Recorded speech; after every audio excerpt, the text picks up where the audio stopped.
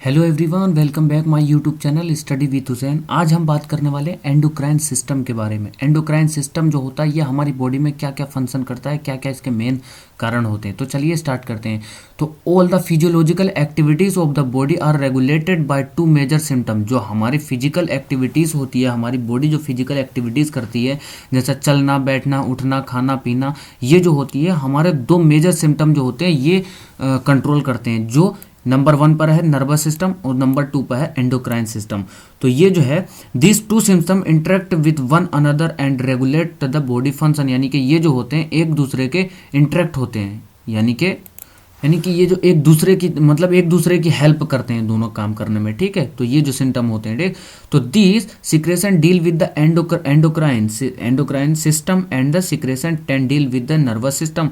और ये जो होता है जो डील करता है, सिक्रेशन करता है, एंडोक्राइन सिस्टम करता है, और सेक्शन 10 डील करता है, ये नर्वस सिस्टम रिलीज करता है, यानी कि मोर देन जो होता है नर्वस सिस्टम। ठीक है, तो endocrine system function by the secretion some chemical substance called hormone. Endocrine जो सिस्टम होता है, यानी कि एंडोक्राइन जो सिस्टम होता है वो कुछ जो फंक्शन जो ये केमिकल सब्सटेंस सिक्रेट करता है, जो फंक्शन के थ्रू केमिकल सब्सटेंस जो होता है ये रिलीज करता है, जो जिसे हम हार्मोन्स कहते हैं, यानी कि ये जो होता है हार्मोन को प्रोड्यूस करता है। ठीक, यहाँ पर देखते हैं कि cell to the cell signal, ये सिग्नल कैसे भेजता है एक दूसरे को। तो cell to cell signalling refer to the transfer of the information from one cell to another cell. It is also called a signalling in intracellular communication. यानी कि सेल से दूसरे सेल, एक सेल से दूसरे सेल को सिग्नल भेजा जाता है। एक सेल से दूसरे सेल को जब सिग्नल भेजते हैं उसे हम जो कहते हैं सेल सिग्नलिंग बोलते हैं। और दूसरा नाम इसका होता है इंट्रासेलुलर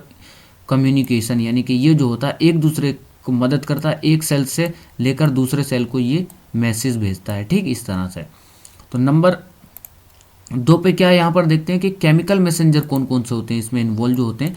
केमिकल मैसेंजर क्या काम करते हैं, तो यहाँ पर स्टार्ट करते हैं कि chemical messenger are a substance involve the cell signalling. यानी कि केमिकल मैसेंजर जो होते हैं ये सेल को एक दूसरे को सेल को सिग्नल भेजने में मदद करते हैं।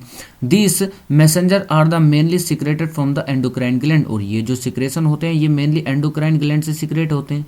All the chemical messenger carry messenger signal from the signalling cell, यानी कि controlling cell to the target cell. यानी कि ऑल जो केमिकल मैसेंजर होते हैं वो लेकर जाते हैं फ्रॉम सिग्नल, जो लेकर जाते हैं वो एक सेल से दूसरे सेल को, यानी कि एक सेल से और दूसरे टारगेट सेल को सिग्नल पहुंचाते हैं, यानी कि मैसेज भेजते हैं। ठीक, तो यहाँ पर क्लासिफिकेशन और केमिकल मैसेंजर, केमिकल जो मैसेंजर होते हैं यहाँ पर ये, यानी कि एक दूसरे को किस तरह से मैसेज पहुंचाते हैं ये, तो यहाँ पर जो होता है ये बेसिकली यहाँ पर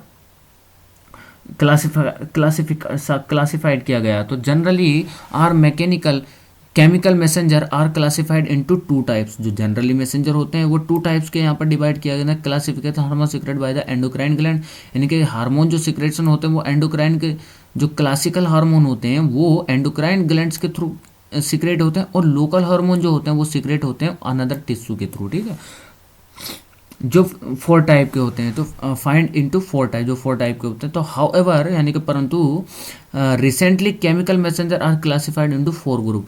और जो केमिकल मैसेंजर जो है यहाँ पर ये केमिकल मैसेंजर जो है इस तरह से, ये केमिकल मैसेंजर जो है यहाँ पर बेसिकली किस तरह से ये एक दूसरे को मैसेज भेजते हैं, यहाँ पर ये 4 तरीकों से डिवाइड किया गया है। यहाँ पर हम देख सकते हैं कि एंडोक्राइन मैसेंजर नंबर 1 पे है एंडोक्राइन मैसेंजर, नंबर 2 पे पैराक्राइन मैसेंजर, नंबर 3 पे ऑटोक्राइन मैसेंजर, और नंबर 4 पर न्यूरोक्राइन मैसेंजर।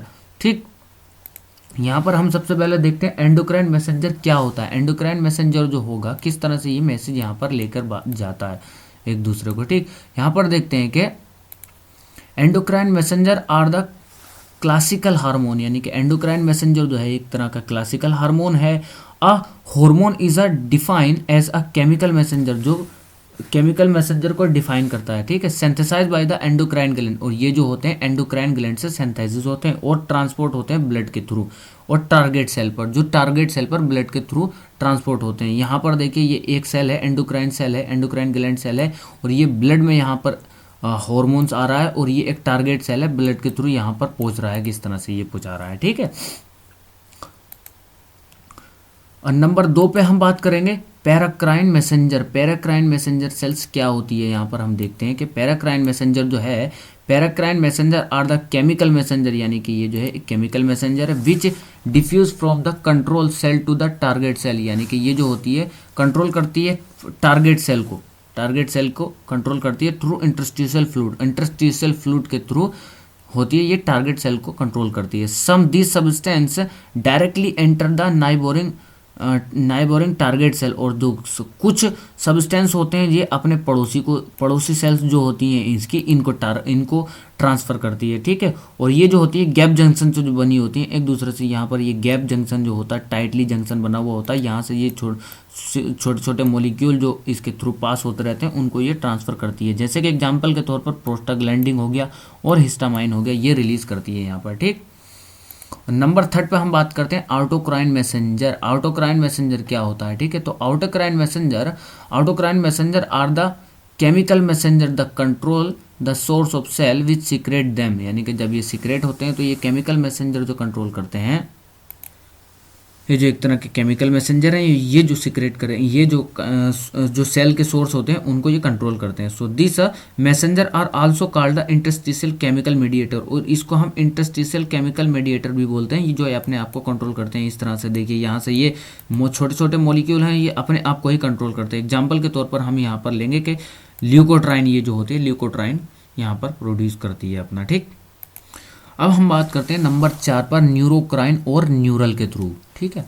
तो न्यूरोक्राइन और neural messenger are the neurotransmitter and neuro hormone, यानी कि ये जो मैसेज भेजते हैं ये न्यूरोट्रांसमीटर के थ्रू और न्यूरो हार्मोन के थ्रू ये मैसेंजर भेजते हैं। तो यहाँ पर हम देखते हैं न्यूरोट्रांसमीटर क्या होता है, न्यूरोट्रांसमीटर के थ्रू मैसेंजर कैसे पहुँचता है, ठीक है। तो neurotransmitter is an endogenous signalling molecule that is carry information from one nerve cell to another nerve cell और मसल सेल और अनदर सेल, यानी कि ये जो होती है एंडोजीनस के थ्रू सिग्नल भेजती है, और ये एक सेल जो होती है, वन सेल से अनदर सेल को ये जो सिग्नल भेजती है इस तरह से, यहाँ वन सेल से अनदर सेल को सिग्नल भेजती है, ये मसल्स को भी सिग्नल भेजती है, और जो और टिश्यू होते हैं, अनदर ऑर्गन्स होते हैं, टिश्यू होते हैं, उनको ये मैसेज भेजती है। एग्जाम्पल के तौर पर जो हमारे यहाँ पर न्यूरोट्रांसमीटर कौन कौन से होते हैं, यहाँ पर न्यूरोट्रांसमीटर जो है एसिटाइल कोलाइन है और डोपामाइन है, ये 2 तरह के रिसेप्टर होते हैं जो किस तरह से एक सेल से दूसरे सेल को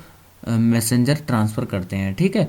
यहाँ पर हम देख सकते हैं दूसरे नंबर पर न्यूरो हार्मोन क्या होता है, neuro hormones is a chemical substance that is released by the nerve cell directly into the blood and transport to the direct target cell organ, यानी कि ये जो होता है न्यूरो हार्मोन होता है एक केमिकल सब्सटेंस है जो रिलीज होता है नर्व सेल से और डायरेक्टली ब्लड के थ्रू ट्रांसपोर्ट होता है अनदर सेल को, ठीक है।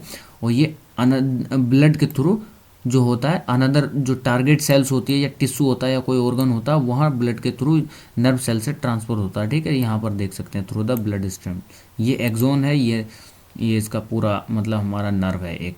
एग्जाम्पल के तौर पर देखें तो यहाँ पर होता है ऑक्सीटोसिन और anti diuretic hormone and hypothalamic and releasing hormone, hypothalamic and releasing hormone, ठीक। अब हम यहाँ पर बात करते हैं एंडोक्राइन ग्लैंड्स की। एंडोक्राइन ग्लैंड्स कौन कौन सी होती हैं, कैसे होती हैं, क्या काम करती हैं। तो यहाँ पर देखते हैं सबसे पहले कि endocrine gland are the gland which synthesise and release the classical hormone into the blood, यानी कि ये जो होती है एंडोक्राइन ग्लैंड जो होती है जो सिंथेसाइज करती है हार्मोन को ब्लड में, ठीक है।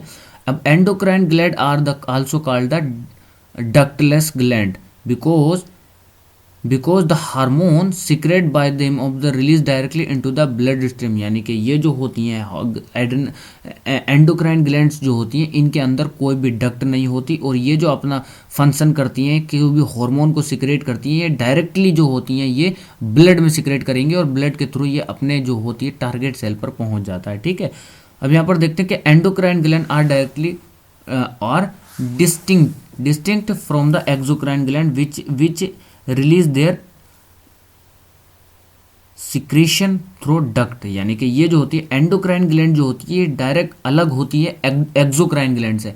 एंडोक्राइन ग्लैंड और एक्सोक्राइन ग्लैंड दो अलग अलग ग्लैंड्स होती हैं। ये जो होती है एंडोक्राइन ग्लैंड जो होती है ये एक्सोक्राइन के डायरेक्ट अलग होती है, क्योंकि इसमें जो होती है एक्सोक्राइन में होती हैं ग्लैंड्स, और ग्लैंड्स एंड एक्सोक्राइन में जो होती हैं डक्ट होती हैं, सॉरी ग्लैंड्स ने डक्ट होती हैं, जो डक्ट के थ्रू ये अपना हार्मोन को सिक्रेट करती हैं। ठीक, अब एंडोक्राइन जो होती हैं वो विदाउट डक्ट के थ्रू और ब्लड में ये हमारा जो ब्लड होता है उसमें हार्मोन को सिक्रेट करती है। ठीक है, तो endocrine gland play a important role in homeostasis, और एंडोक्राइन ग्लैंड जो होती है ये हमारा जो इंटरनल एनवायरनमेंट होता है बॉडी का, होम्योस्टेटिस जिसे बोलते हैं, उसको कंट्रोल करती है। ठीक है, और हमारी जो बॉडी होती है उसकी एक्टिविटीज़ को कंट्रोल करती है, और transfer the target organ tissue the different part of the body, और ये जो होती है हार्मोन्स को ब्लड के थ्रू दूसरे पार्टों में ट्रांसफर करती है। ठीक है, अब यहाँ पर हम बात करते हैं कुछ हार्मोन्स की, कि एंटीरियर पिट्यूटरी हार्मोन जो होती है वो कौन कौन से हार्मोन को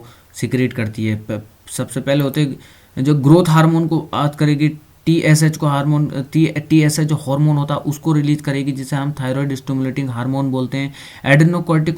कार्टिकोट्रोपिक हार्मोन को रिलीज कर देगी, फॉलिकल स्टिमुलेटिंग हार्मोन को रिलीज करेगी, ल्यूटिनाइजिंग हार्मोन को रिलीज करेगी, प्रोलैक्टिन को रिलीज करेगी। ठीक है, अब यहाँ पर देखते हैं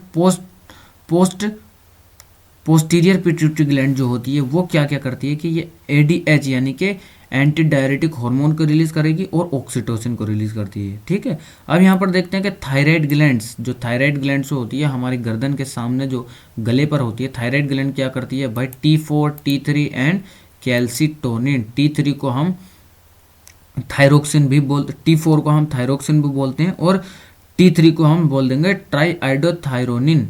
ठीक, अब पैराथायराइड ग्लैंड्स जो होती है, दूसरी पैराथायराइड ग्लैंड जो थायराइड ग्लैंड के जस्ट पीछे होती है वो पैराथ हार्मोन को रिलीज करेगी। ठीक है, अब बात करते हैं यहाँ पर पैनक्रियास की। पैनक्रियास जो हमारे डक्ट स्टमक के नीचे ग्लैंड्स होती है वो क्या क्या करेगी, इंसुलिन को रिलीज करती है, ग्लूकागोन को रिलीज करती है, सोमेटोटोसिन को रिलीज करती है, एंड पेनक्रियाटिक पॉलीपेप्टाइड को रिलीज करती है। ठीक, अब हम यहाँ पर देखते हैं कुछ एड्रिनल ग्लैंड्स की।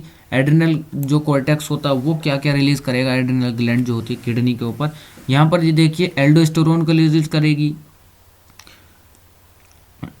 डाइऑक्सी कोर्टिकोस्टेरोन को रिलीज कर देगी यहाँ पर, और कोर्टिसोल को रिलीज करेगी। कोर्टिसोल को रिलीज करती है ये होगा यहाँ पर, अगर कोर्टिकोसोल हमारे बॉडी में अगर कोर्टिकोसोल का फंक्शन, कोर्टिकोसोल की जो नॉर्मल वैल्यू होती है उससे अगर ज़्यादा हो जाए तो उसकी वजह से कुशिंग सिंड्रोम होने के चांसेस होते हैं, कुशिंग सिंड्रोम हो जाता है जिसकी वजह से। ठीक है, तो कुशिंग सिंड्रोम क्या है इसे जानने के लिए हमने लिंक डिस्क्रिप्शन में दे रखा है, आप जाइए और कुशिंग डिसीज को देख लीजिए हमारी वीडियो। ठीक है, और कोर्टिकोस्टेरोन हार्मोन को रिलीज करता है, और ये कुछ सेक्स हार्मोन भी होते हैं जिनको ये रिलीज करता है, जैसे androgen hormone, oestrogen hormone and progesterone hormone को सिक्रेट करता है। ठीक, अब यहाँ पर देखते हैं एड्रिनल मेडुला जो होता है हमारे किडनी के अंदर वो क्या क्या रिलीज करता है भाई, एपिनेफ्रिन को रिलीज करेगा, नॉन एपिनेफ्रिन को रिलीज करता है, कैटाकोलामाइन को रिलीज करता है, डोपामाइन को रिलीज करता है। ठीक है, ये जो हार्मोन्स होते हैं इनको रिलीज करता है ये। ठीक, अब देखते हैं कुछ यहाँ पर, हम यहाँ पर कुछ देखते हैं ग्लैंड्स, और ये ग्लैंड्स आ गई, ये इनको हम देखते हैं कौन कौन से हार्मोन को रिलीज करती हैं। ठीक,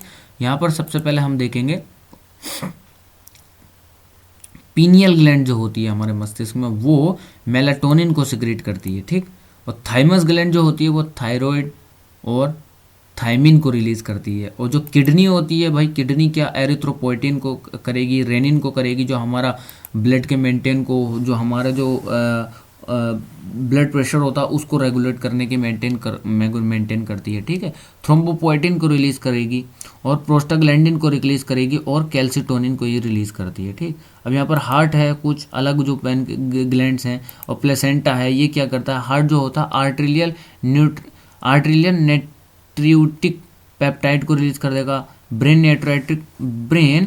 नेट्रियोरेटिक पेप्टाइड को रिलीज करता है, एंड नंबर 3 पे है सी टाइप नेट्रियोटिक पेप्टाइड को रिलीज करता है। ठीक है, अब प्लेसेंटा जो करता है, प्लेसेंटा क्या करेगा, प्लेसेंटा जो है वो HCG यानी कि ह्यूमन कोरियोनिक गोनेडोट्रोपिन हार्मोन को रिलीज करता है, ह्यूमन क्रोनिक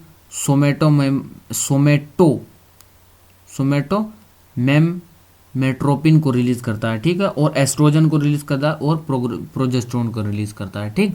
यहाँ पर कुछ ये ग्लैंड से टेस्टिस और ओवरी क्या क्या रिलीज कर सकती है। टेस्टिस जो करता है ये सेक्स हार्मोन को रिलीज करता है, जैसे टेस्टोस्टेरोन, डाईहाइड्रो टेस्टोस्टेरोन को रिलीज करेगा और एंड्रोस्टेनडिन को रिलीज करता है, ठीक है। ओवरी जो होती है ये क्या करती है, ओवरी एस्ट्रोजन को रिलीज करेगी और प्रोजेस्टेरोन को रिलीज करेगी, ठीक है। अब यहाँ पर कुछ लोकल हार्मोन है। लोकल कौन कौन से हार्मोन होते हैं हमारी बॉडी में, देखिए यहाँ पर प्रोस्टाग्लैंडिन हार्मोन हो गया, थ्रोम्बोक्सिनेस हार्मोन हो गया, प्रोस्टासाइक्लिन हार्मोन हो गया, ल्यूकोट्राइन हार्मोन हो गया, लिपोक्साइड हो गया, एसिटाइल कोलाइन हो गया, सीरोटोनिन हो गया, हिस्टामाइन हो गया, सब्सटेंस पी हो गया, हिपेरिन हो गया और ब्रेडिकाइनिन हो गया और गैस्ट्रोइंटेस्टाइनल हार्मोन हो गया। ये सिक्रीशन करते हैं हमारे लोकल हार्मोन, ये लोकल हार्मोन होते हैं, ठीक है। अब हम बात करते हैं ग्लैंड्स के बारे में। कुछ जो होते हैं स्टडी ऑफ एंडोक्राइन डिसऑर्डर, यानी कि डिसऑर्डर क्या होते हैं कुछ कंडीशन में, हम देखते हैं कि डिसऑर्डर क्या क्या होते हैं, कंडीशन क्या क्या होती है।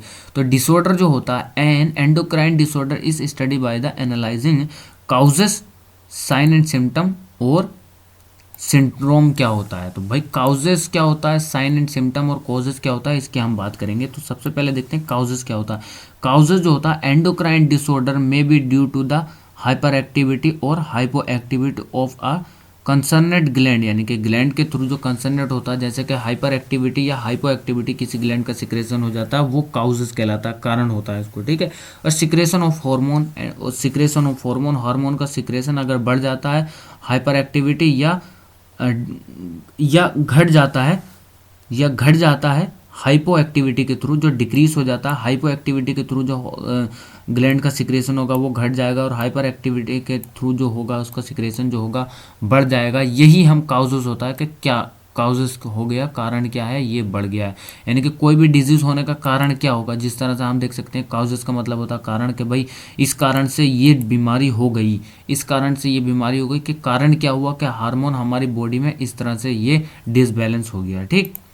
अब हम बात करते हैं साइन एंड सिम्टम की। साइन और सिम्टम क्या होता है, यहाँ पर हम देखिए इजिली भाषा में समझते हैं साइन और सिम्टम क्या होता है। Sign a feature of the disease as detected by the doctor during the physical examination. So it is a object physical evidence of the disease found by the examiner. Example of the sign of yellow colors of skin and the mucous membrane in jaundice or paleness in anemia, enlargement of liver etc. ठीक है। यहाँ पर हम देखते हैं कि भाई sign क्या होता है। साइन वो होता है, साइन का मतलब यहाँ पर बहुत ही इसलिए भाषा में समझ सकते हैं कि जब कोई भी पेशेंट डॉक्टर के पास जाता है तो डॉक्टर उसको देखता है, अंदर से देखता है, क्या क्या देखता है, उसके सिम्टम दिखाई देते हैं। यहाँ पर एग्जांपल के तौर पर दे रखा है कि येलो कलरेशन स्किन जो होगी हमारी येलो कलर की दिखाई देने लगेगी जैसे, और जॉन्डिस में म्यूकस मेम्ब्रेन जो होगी वो दिखाई देने लगेगी, और एनीमिया हो जाएगा, इनलार्जमेंट लीवर, यानी कि यहाँ पर हमारे स्टमक पर वो पाल्पेशन करके देखेगा, 3 या 4 उंगलियों से दबा के देखेगा कि कोई कंडीशन तो नहीं हो गई, या हमारी जो स्प्लीन हो गई वो तो नहीं बढ़ गई। ये जो होंगे, ये जो डॉक्टर देखता है, डॉक्टर आइडेंटिफाई करेगा, इसको हम साइन बोलेंगे। और सिम्टम क्या होता है, सिम्टम ये होता है कि जब हम डॉक्टर के पास जाते हैं और डॉक्टर हमसे पूछता है क्या हुआ, अब हम इसको बताएंगे डॉक्टर को कि हमें ये कंडीशन हो गई है, जैसे कि फीवर आ गया, इचिंग हो रही है यानी कि खुजली हो रही है, स्वेलिंग हो गई है, और ट्रीमर यानी कि हमारे हाथ कँपा रहे हैं। इस तरह से ये कंडीशन जो होगी, ये जब पेशेंट जो डॉक्टर को बताएगा उसको हम बोलते हैं सिम्टम, ठीक है। अब बात करते हैं यहाँ पर सिंड्रोम की। सिंड्रोम क्या होता है, सिंड्रोम का मतलब होता है, syndrome is the combination of sine and symptom, यानी कि जब साइन एंड सिम्टम दोनों मिलकर जो बन जाएंगे, यानी कि पेशेंट को भी दिक्कत हो रही है, पेशेंट इतना बता रहा है और डॉक्टर भी इतने बड़ी बड़ी चीज़ें अंदर पाल्पेशन सब कुछ करके देख रही है, तो ये सिंड्रोम होने के चांसेस होते हैं, इसे हम सिंड्रोम कहते हैं, ठीक है। और ये डिजीज से एसोसिएटेड होता है, ठीक। तो थैंक यू फॉर वॉचिंग। अगर वीडियो अच्छा लगा हो तो प्लीज़ कमेंट्स में बताइए हमारा वीडियो आपको कैसे लगा। अगर हमारा वीडियो आपको अच्छे लगते हो तो चैनल को सब्सक्राइब कीजिए, बेल आइकन प्रेस कीजिए ताकि आने वाले नोटिफिकेशन आपको मिलती रहे, और कमेंट्स में ज़रूर बताइएगा हमारी वीडियो आपको कैसे लगी। तो थैंक यू फॉर वॉचिंग।